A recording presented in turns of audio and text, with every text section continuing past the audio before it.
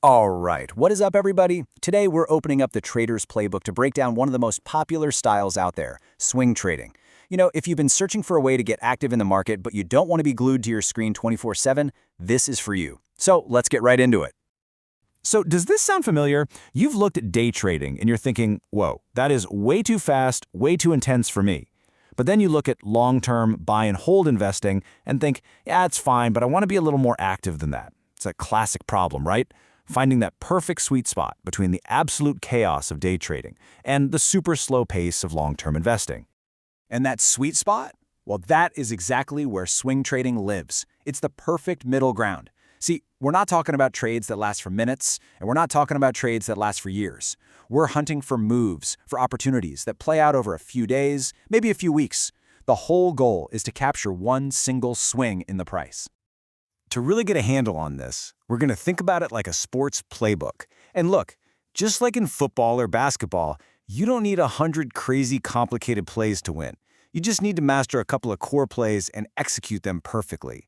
And in swing trading, it really just boils down to two fundamental strategies.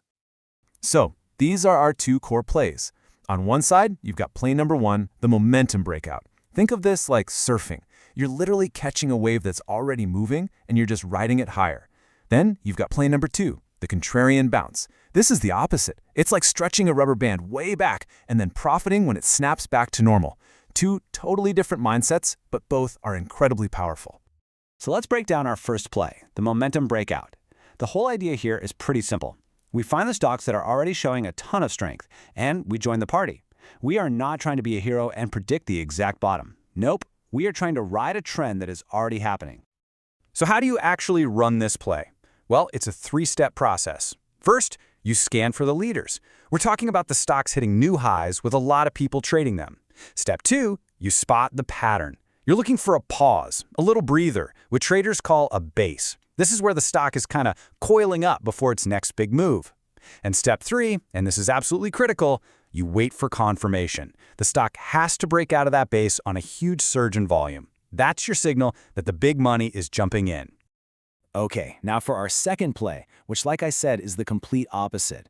The contrarian bounce is all about finding stocks that have been beaten down way too far, way too fast. We're basically betting that the market overreacted, and we're looking to catch that snapback rally when everyone calms down. Running this play also has three key steps. First, you hunt for extremes. You're using indicators, like the RSI for example, to find stocks that are officially in oversold territory. Second, you find your level. You look for a logical spot on the chart where the stock might stop falling, like a previous support area. And third, you have to see the turn. You have to wait for a clear signal, like a specific chart pattern called a hammer, that shows the sellers are finally tapped out and buyers are stepping in. Patience is everything with this one. Okay, so knowing the plays is one thing, but knowing when to run them is what separates the pros from the rookies. It's like watching game film before the big game. You have to be able to spot the difference between an A-plus, high-quality setup and a trap that's just going to make you lose money. When we're talking about a momentum play, listen, the game is won or lost before that breakout even happens.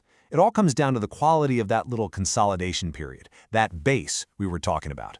A good base is what sets the stage for a really powerful move. So what's the difference? Well, in an A-plus setup, that base is tight, it's clean, it's well-defined. The trading volume totally dries up while it's in that base, which is a great sign, and then it just explodes on the breakout. And crucially, the stock closes strong for the day, way above that old resistance.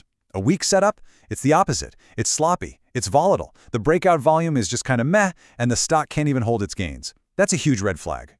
Now let's switch over to our other play. For a contrarian bounce, the number one rule, please remember this, is you are buying a rebound. You are not trying to catch a falling knife.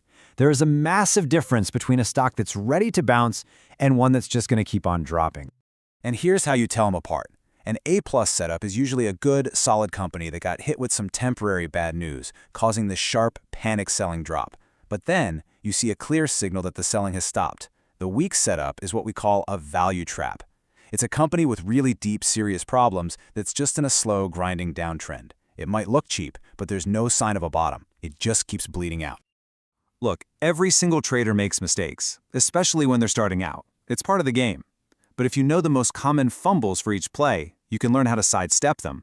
So let's look at the biggest traps for both of our strategies. For momentum traders, the first big fumble is the false breakout. You see it breaking out, you buy it, and boom, it immediately reverses. Your defense against this? Patience. Wait for the trading day to close to confirm that the move is actually real. The second fumble is chasing out of FOMO, that fear of missing out. You see a stock that's already shot up and you jump in late. The defense here is just discipline. Only take fresh breakouts from a solid base, not stocks that have already gone vertical.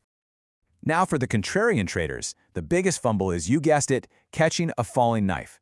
You buy way too early while it's still in a free fall. Your defense is to wait for confirmation that a bottom is actually forming. The second fumble is that value trap. You buy a cheap-looking stock that has major business problems, and it just gets cheaper. The defense? Do a quick check to make sure the company isn't fundamentally broken. Trust me, an oversold stock with a bad business is never a bargain. All right. We've gone over the plays, the good setups, the bad setups, and the fumbles. Now let's put it all together into a super simple checklist you can use before every single trade. Think of this as your final huddle before the play starts. Okay, this is so important you might actually want to screenshot this. It's just 4 simple questions. 1. Which play am I running? Be crystal clear on your strategy. 2. Is this an A+ setup? Don't settle for B- trades. 3. What's the market context? You want the overall market wind at your back, not blowing in your face. And 4, maybe the most important question of all, where am I wrong? You have to know your exit point, your stop loss, before you ever even think about clicking that buy button. And that really brings it all home, doesn't it? This isn't about learning just one strategy and using it all the time. It's about building a versatile playbook. The best traders, they understand both momentum and contrarian setups, so they can adapt to whatever the market is giving them and deploy the right strategy at exactly the right time. So if you're ready to start building your own playbook, and you want to dive way deeper into these ideas, or even find some new trade setups, you can continue your learning over at stockoMJ.ai. So, there you have it. We've laid out the 2 core plays in the swing trader's playbook, the momentum breakout and the contrarian bounce. So the final question, that's for you. Now that you know the plays, which one are you going to start looking for first? Thanks for tuning in.